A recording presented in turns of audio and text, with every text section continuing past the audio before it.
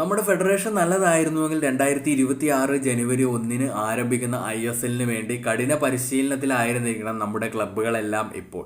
പക്ഷേ നൽകിയ വാഗ്ദാനം പാലിക്കാൻ ഫെഡറേഷന് കഴിയാത്തത് മൂലം ജനുവരി 1 ISL സ്റ്റാർട്ട് ചെയ്യുമെന്ന് യാതൊരു ഹോപ്പുമില്ല. എന്തായാലും ഇന്ത്യൻ ഫുട്ബോൾ കറുത്ത ദിനങ്ങളിലൂടെയാണ് കടന്നു പോകുന്നതെന്ന് നിസ്സംശയം പറയാം.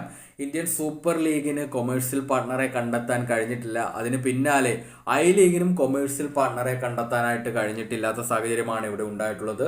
രാജ്യത്തെ ടോപ്പ് 2 ലീഗുകൾ അടുത്ത സീസൺ നടക്കുമോ എന്നുള്ള കാര്യത്തിൽ പോലും വ്യക്തതയില്ല. അങ്ങനെ മൊത്തത്തിൽ ഇന്ത്യൻ ഫുട്ബോൾ ഇരുണ്ട കാലാവസ്ഥയിലൂടെയാണ് കടന്നു പോയിക്കൊണ്ടിരിക്കുന്നത്. എന്നാൽ അല്പം പോസിറ്റീവായിട്ടുള്ളൊരു വാർത്ത നമ്മുടെ ഷാജി പ്രഭാകരൻ, എല്ലാവർക്കും അറിയാം അദ്ദേഹം കഴിഞ്ഞ ദിവസം പുറത്തുവിട്ടിട്ടുണ്ട്. സംഗതി എന്താണെന്ന് വെച്ച് കഴിഞ്ഞാൽ അദ്ദേഹത്തിന്റെ പോസ്റ്റ് ഇങ്ങനെയാണ്: ISLന് പിന്നാലെ ലീഗിന്റെ കൊമേഴ്സ്യൽ റൈറ്റ് സ്വന്തമാക്കാൻ ആരും എത്തിയില്ല എന്നുള്ളത് തന്നെ അത്ഭുതപ്പെടുത്തുന്നില്ല. നമ്മുടെ ഫുട്ബോൾ മുമ്പെങ്ങും ഇല്ലാത്ത പ്രതിസന്ധിയിലാണ്.